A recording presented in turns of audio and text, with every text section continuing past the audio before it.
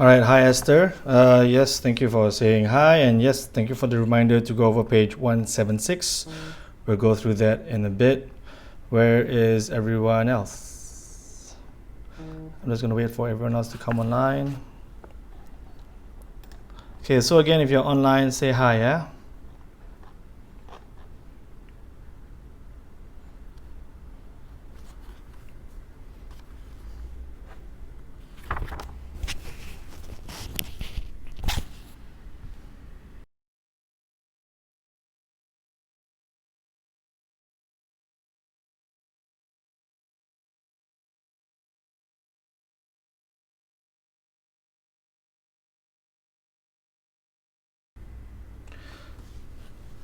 Hello, Jasmine. Hello, Adam.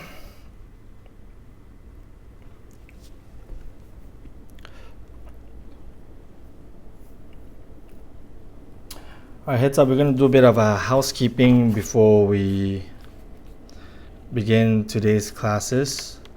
So, those of you who have your textbooks, just go ahead and start reading from page 192 onwards, okay?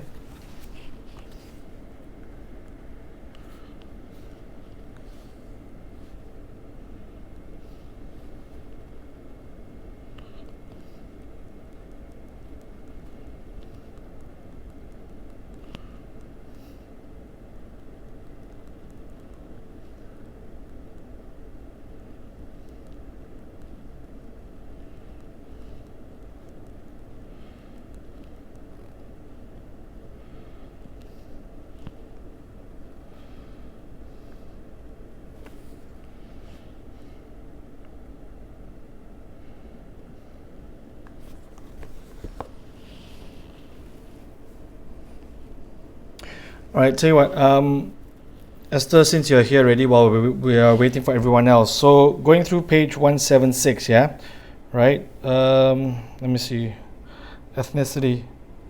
Okay, yep.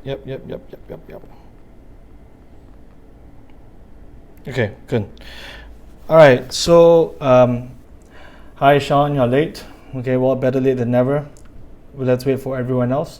All right, so Esther, I hope you can, you should be able to hear me. But anyways, so going back to page 176, right? The idea that minority ethnic groups. So for example, okay, well, in Malaysia, it's a bit hard because we got so many ethnicities here in Malaysia. We've got the Malays, the Chinese, the Indians, right? But let's say you go to, say, a predominantly white part of the US, right? And I've experienced this as well. So if you go there and maybe you don't have the same language code, you don't have the same kind of culture that they have, so and some employers might think that you may not be a bad fit. So that shows that the life chances of these ethnic minorities may be limited. Okay, so as a result, many of these ethnic groups that are in the minority, not majority, but minority, may then be stuck doing manual labor jobs, okay, not high paying jobs, okay. So as a result, they have got material disadvantages, so they're not as rich as, say, the majority of that country, right, or that society. This is, hence with those limited life chances, it's harder to climb up the corporate ladder, harder to gain a higher status, higher paying jobs, etc. Okay, if you're just joining, I'm just explaining to Esther, since she had a question about page 176, why is it that some minority ethnic groups have a higher proportion? That means more of them are in the working class compared to the majority ethnic group. Okay, France went through that as well a couple of generations ago. So used to, when you think of a French person, you think of a Caucasian, right? A white, a fair-skinned person. Then because of immigration, then there started to be a lot of people from Africa. Then you got second, third generation meaning the first people who went there as immigrants, then they gave birth to their kids, and then the kids have kids as well. So you got multiple generations now in France of immigrants, just like Malaysia, right? When the Chinese and Indians were brought here en masse by the British, then we have now been so many generations, right? But it was those early generations that potentially had limited life chances. Although in Malaysia it's different now, right? Because back then the British controlled everything, and for a short while the Japanese as well. Okay. All right. So why did I only have 4 of you here? So Esther, if you understand that, let me know in the comments. If you still don't, maybe we can take this on WhatsApp. Okay. What is going on? I believe I said class started at 2:20, right? As per the schedule.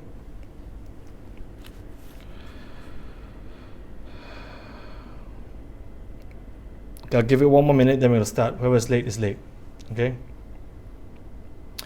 Because in fact, the individuals I want to chastise are not online. At least they're not saying hi, except for you, Sean. Sean, let's do some housekeeping here. Okay. Read your WhatsApps and read all the messages. I understand this is a new process and we're all trying to adapt, but before, here's a good test for you. Okay. Before you ask the question, think, how do I find an answer? Okay, now if you scroll through the WhatsApp messages and you don't find the answer, so it's either you missed it or it wasn't stated there, then you probably think, well, okay, that's a good question to ask. Okay, all right, don't just blurt out the first thing that comes to mind. And this pertains to etiquette in a group setting. Okay, it's not all about you, because when you send that one message, everyone has to deal with it. Okay, and I understand that we're getting a constant barrage of messages right now. Okay, you just got to learn how to be independent and filter. I'm not saying don't ask questions. By all means, ask questions. Okay, but make sure you filter through them first. Okay, Sean, you let me know in the comments whether you understand what I just said. Okay.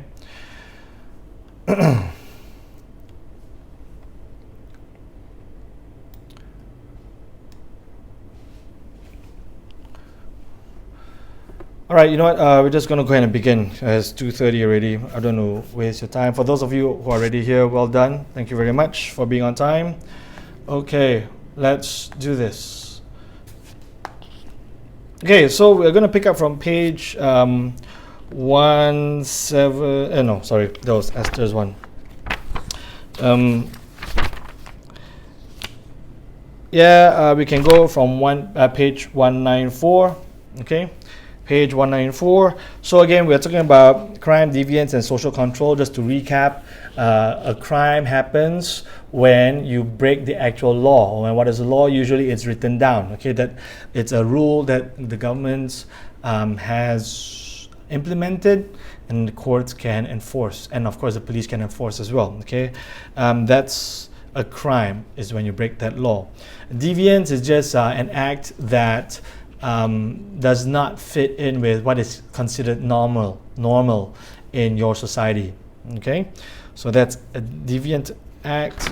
We've spoken about social control. Okay, there are 2 kinds of social control: informal and formal. Okay, all right, pop quiz. Adam, give me one agency of social control, and Sean, give me another then.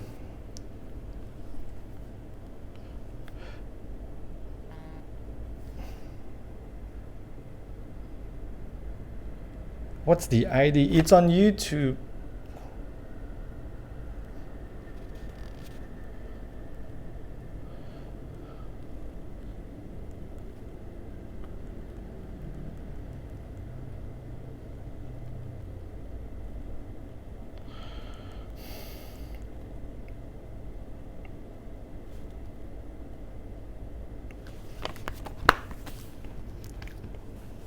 Okay, you know what, before we go any further, looks like some of them still don't understand. 6 people watching. Okay. So you all know the breakdown in, I can't. We'll deal with this later. Okay. So Police, yeah, that's good. Adam, okay. Police is an agency of social control. Sean, I'm waiting for one more.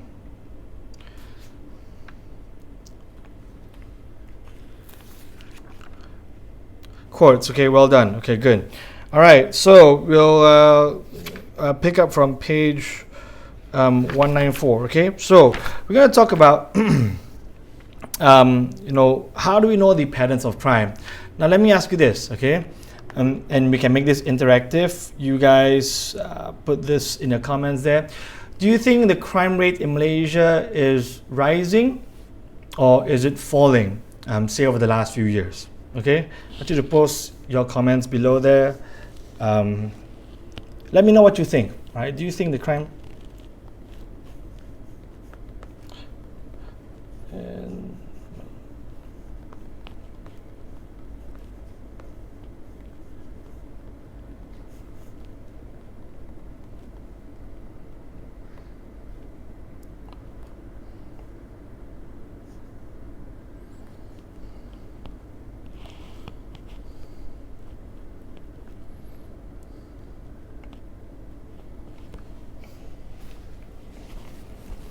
rising, okay.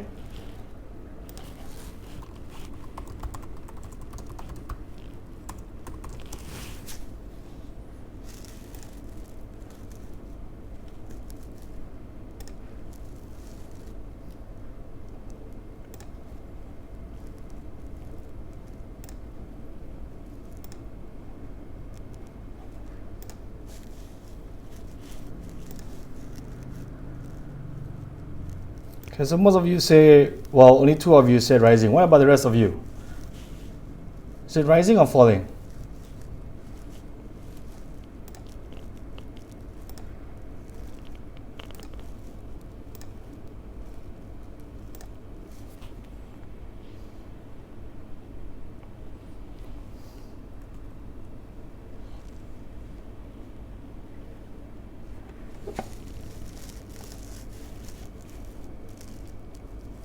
All right, well, you'll be surprised to know that actually, here we go. How about this? So according to this story, the crime rate in Malaysia dropped by 7.5%. Okay, this is last year. Okay, and this story was published just in January of this year, just a couple of months ago. Okay, now, so the reason I wanted to show this to you, okay, and you can Google this later as well, is that how do we know, okay, whether the crime rate has risen or fallen, right? And this brings us to page 194. Okay, all right. So let's go back to page 194. So the first way is to look at official statistics. Okay, now official statistics, that's the number of crimes and offenders. Okay, if you can see that in your textbook. If not, I'll pull it up here on the switcher. Okay, for those of you who have your textbook, it's page 194. Okay, so put it here. Yep. Okay, so here you go. Okay, official figures of the number of crimes and offenders. Pretty straightforward. Okay, now if you look at the textbook, so how do we get these official statistics? Well, the short answer is that it's based on reports. Okay, how many people actually report, oh, you were robbed, or somebody was murdered, or right, any of these crimes, right? So we get those numbers, or rather the police get those numbers, and that's where they form the official statistics. So based on those official numbers, we then know whether it's rising or falling. So that's why the police chief, as I showed you in the article just now, was able to say that, well, guess what? The number of crimes in Malaysia has actually dropped last year. How much? 7.5%. How do we know this? Based on official statistics. Okay. Now, when you saw that headline, right? Or the police chief says that it's actually fallen, right? But based on most of your comments, Adam, Jasmine, Chloe, Sean, you're all saying, oh, it's rising. Why? Because there's this disconnect, right, between sentiment, what you feel, versus the hard data, right? And I've mentioned this in economics before as well, right? So always note the difference between hard data and soft data, okay? Hard data means the numbers. Can you quantify it? Okay? Give me solid facts and evidence, okay? Soft data is the feelings, okay? But arguably, we as humans, because we are emotional beings, the soft data is more powerful, right? We are emotion-driven creatures. Okay, you just got to look at all the panic buying that happened over the last couple of weeks or so, or about 2 weeks ago. All right, there was a lot of panic. So even though we may know, well, what are the chances of us getting coronavirus and dying as a result? Well, it's quite low, right? It's in the low single digits, right? But that didn't stop people from just making this mad rush to the grocery stores. Why? Emotions, fear. Okay, so even though the police chief tells you, hey, everyone, the crime rate has actually dropped by over 7% last year compared to 2018, people are still like, no, I'm not going to take chances. I'm not going to walk around in the dark. I'm going to put CCTVs and go get a guard dog and put up grills and more security for my home. All right? Why? Sentiment. Okay, so know the difference there. Okay. Esther, quite interesting there. So you included some economics there. So you think it's falling because the country has developed quite a lot and people have access to education more these days. And you're right, okay? And later on, in just a bit, we'll look at the different kinds of crime that can exist in any society. But yeah, good point there. Well done. Okay? So I hope you all understand so far. Now, still on page 194, the issue then with these official crime statistics is the dark figure. Okay, now what is the dark figure? Here's the definition. So the dark figure is the unknown number of crimes not included in official statistics. Okay, I'll tell you this story. When I still remember this because it scarred me. So back when I was maybe like 10 years old, around there. So there's this pathway that led from my house to my good friend's house, and I would just take it all the time. It was a shortcut, right? It wasn't a paved road. It was just a little tiny little path through all these lalang, all these tall shrubbery and whatnot, right? And I would take that path all the time, like literally all the time. And one day I was taking that path, and then further down, I just heard this scream. I just heard this, really loud scream. So obviously I was afraid. I mean, it was broad daylight, but there was a scream, and you just see this tall shrubbery. I didn't know what it was, so I kind of froze for a bit. Right? Then I kind of had enough. For a split second. Then I froze for a split second. Then I had enough, I guess, curiosity. I wouldn't quite call it courage. It was curiosity. So I just kind of walked a few steps further down to see what was going on. And sure enough, I saw this one guy with a motorcycle helmet get on his bike and just zoom down this path. And this poor girl then kind of got up from the ground. And I was shocked. So I went over to her, and asked her if she was okay. And then, so it was an attempted rape. Right, she screamed, and I guess they may have heard me coming down the path. So the assailant or the attempted rapist, or whatever you call it, he then fled the scene. Right, but I will never forget this. Then I asked her, well, like, do you want me to call the police? And she said, yeah, call the police. So the police came with the dogs, and also it was like a full-on crime scene and whatnot. But then I remember vaguely the discussion about whether make a police report and all that kind of stuff, and she was hesitant. Long story short, she didn't want to. Not only because she didn't really have many details, like she didn't know the license plate of the motorbike. She didn't know what the man's features were because he had a helmet on. Right, but then she didn't want to. So long story short, if my memory serves me correctly, it was not reported. Right, so these are examples of the dark figure. Okay, so if it doesn't go reported, the cops don't know. The system does not know, right? And there can be many instances of the dark figure. So for example, if let's say, very often you see car accidents on the road, and then the parties who are involved in the car accident then, just say, oh, we'll settle among ourselves, no need to make a police report, they just exchange cash, they go get it fixed, done. Right? So if it's not reported, then it's not in the system. So did the accident really happen? Well, officially speaking, no. Right?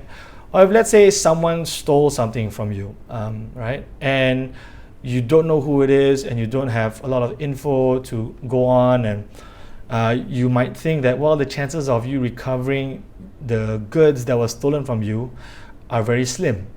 So you might think, well, there's no point in me going through the hassle of reporting. Did the crime happen? Yeah. Was something stolen? Yeah. But people don't report it. So as a result, there can be this dark figure. Okay, so I hope you all understand it. No,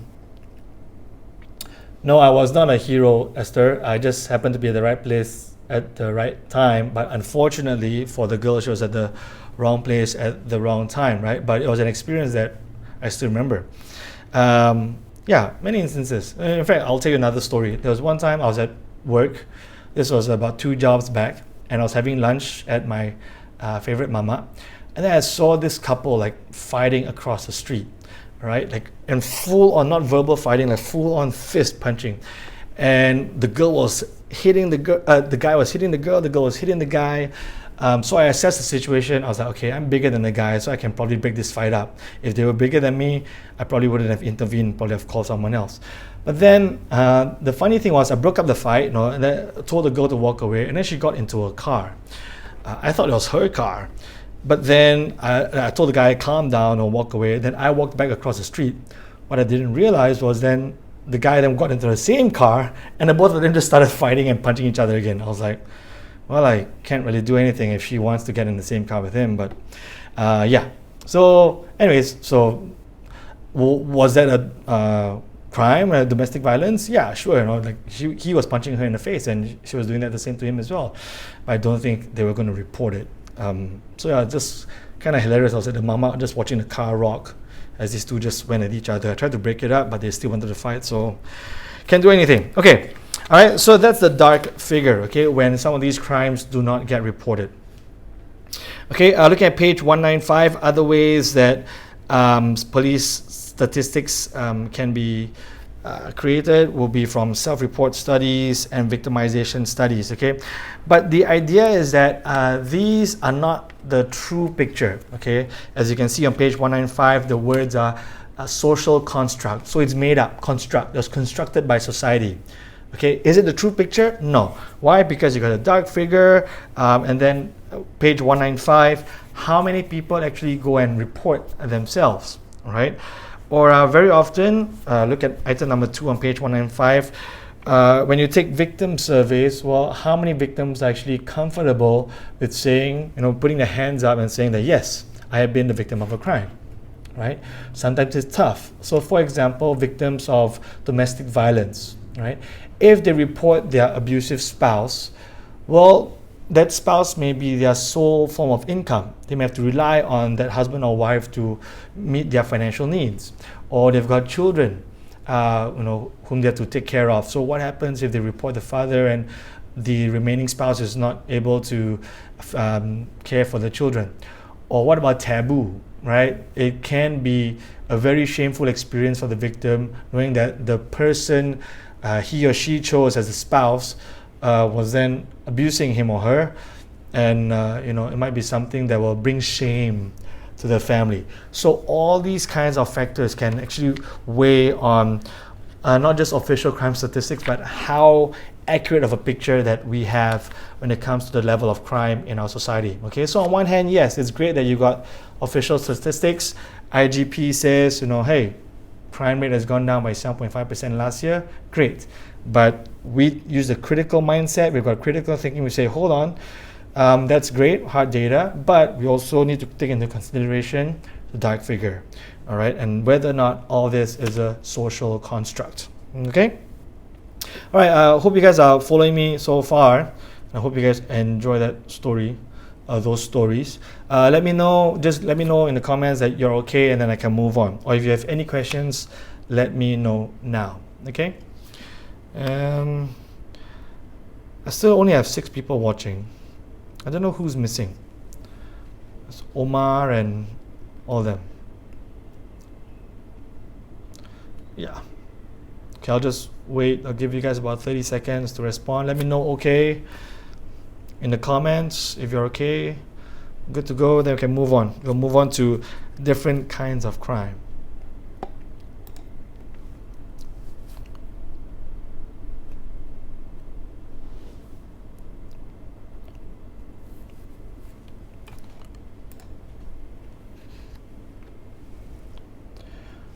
Okay, Chloe says she understands. Anyone else? Everyone good to go? Are you guys not even paying attention anymore? Jasmine says okay. All right, so let's move on then. Page 195, I'm going to bring this up. So let's talk about different kinds of crime, okay? So in short, there are 2 groupings, okay? 2 groupings of crime. One, you've got, very broadly, okay? You got violent crime and non-violent crime. Okay, so violent crime will be, obviously the fights, murder, the rape, right? So all these causes physical harm. Okay, violent physical harm. Okay, then the other one is the non-violent crime. Okay, and we'll go through some examples in just a bit. Where if let's say somebody stole money from a bank account, did it cause you physical hurt? No. Okay, but is it a crime? Yes. Okay, so. One of those examples will be non-violent crime will be this one, white collar crime. Okay, so it's a non-violent crime committed by middle class people, or sometimes upper class people as well, for financial gain, such as fraud, embezzlement, bribery, identity theft. Okay, now I have been the victim of identity theft before, so someone, I don't know who, used my IC, just changed 1 digit, and then signed up for an internet package. This was a long time ago, they had this device which is like a mobile phone, but it's only for data, and it's like quite big. Anyways, then this person used up about 2,000 ringgit worth of data and didn't pay it back. And so when the line was finally cut, they came to look for me, thinking I was the one. But then I had to go through and show, well, no, this isn't me, because this is not my IC number. My IC number, there's 1 digit that's different, but everything else, like the picture of the IC, the address, everything was the same, right? So these are some of the kinds of white collar crime where it's non-violent, there's no physical hurt, but it does break some laws, okay? All right, another one would be, let me try and pull this up. Oh, I didn't take a picture of it. Let me see. Okay. Well, it's actually on page 197. I'll try to pull this up on the camera here. Sorry, I thought I took a picture of this, but I didn't. Okay. So, corporate crime, similar thing, but it's... There we go. All right. Crime committed by, oh man, sorry, it's tough. Okay. Crime committed by corporations or organizations, usually in pursuit of profit for the corporation rather than the benefit of individuals. Okay. So again, doesn't really cause physical hurt. Okay. And some of these non-violent crimes tend to be for financial means rather than other things. Sometimes violent crimes are also called crimes of passion, right? So in the fit of rage, I want to kill that person, I want to punch that person, I want to cause physical harm, right? So that's another way to categorize them as well. So you can use all these terms provided you know the definitions in your sociology answers, okay? All right, sorry, let me just double check. Okay, making sure that it's not anyone from level 2 sending a WhatsApp. Okay. All right. Oh, there's one important part that we didn't go through for those of you who have a textbook, page 196. Okay. So if you have it, please read. Otherwise, I'll take a picture and send it. I'll probably just show it on the screen then.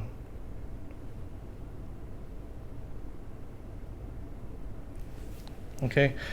I think we'll also end class shortly if you guys don't have any other questions. But let me just show you this one picture.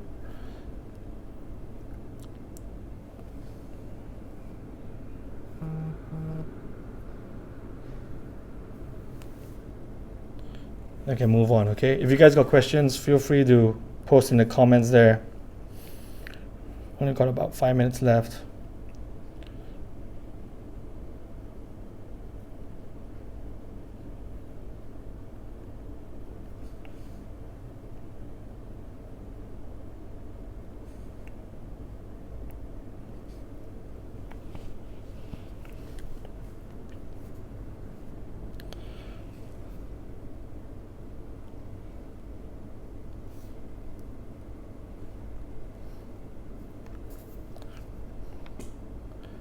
Yeah, so just stay with me.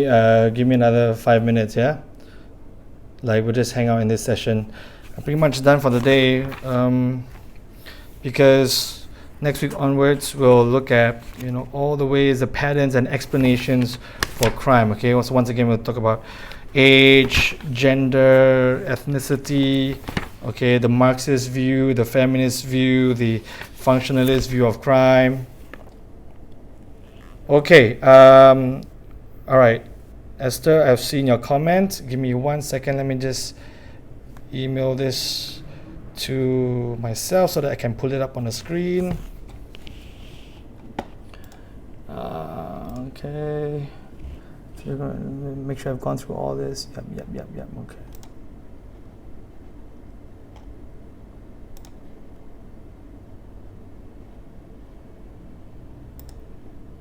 Give me 1 second, yeah. Okay, moral panic. Okay, we haven't gotten there yet, Esther.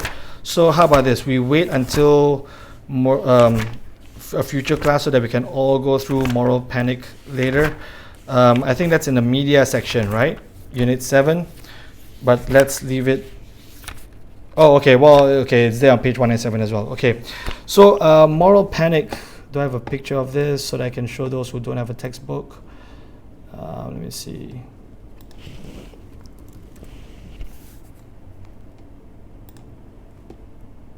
No, okay. Anyway, so moral panic is an exaggerated social reaction to deviance, creating a demand for action against it. Okay, so here's the idea. How many of you have gotten a WhatsApp video of a crime in action, right? The CCTV footage of a robbery, or you saw a WhatsApp post, someone sent you a WhatsApp message saying, "Oh, be careful of that area. My friend just got robbed recently over there," or your friend actually got robbed recently over there. How many of you have heard that before? Now, the idea is that, okay, you then have this panic, right? Now, you don't know if it actually happened. There's no verified source, but the media can create this exaggerated social reaction based on something that may be true or maybe isn't true. Okay, so that's an example of moral panic. The panic buying. Actually, the panic buying is different. It's not really quite a moral panic. Okay, but the idea is that you react in a panicked way towards a moral hazard. That means something that goes against your values, like stealing or some crime happening, right? And so that's a moral panic. Okay, I hope that made sense to you, Esther. Sorry, my email is down. I don't know why. This is very unusual.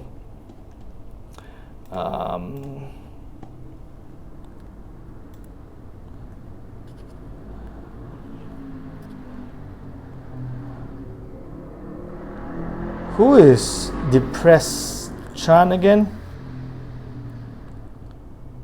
Who is depressed Chan?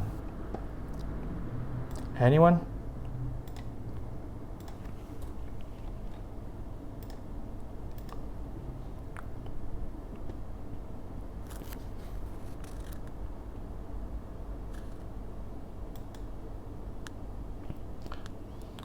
Okay, give me, yeah, we've only got a couple more minutes. I'm just going to try and pull this up.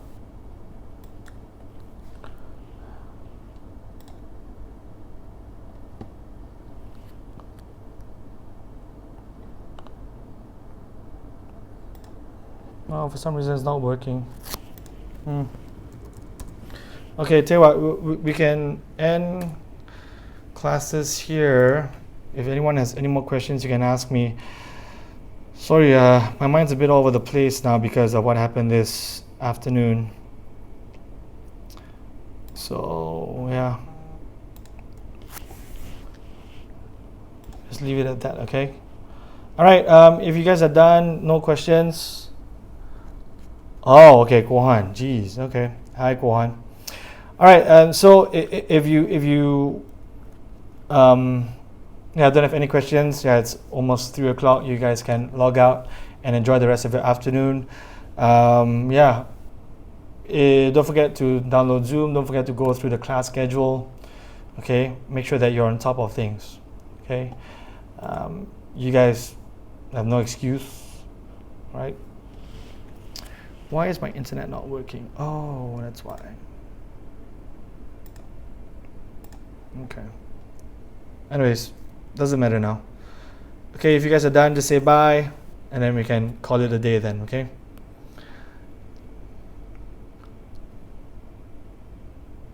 Some of you have logged out already. Great. You can say bye before you log out. That'd be nice.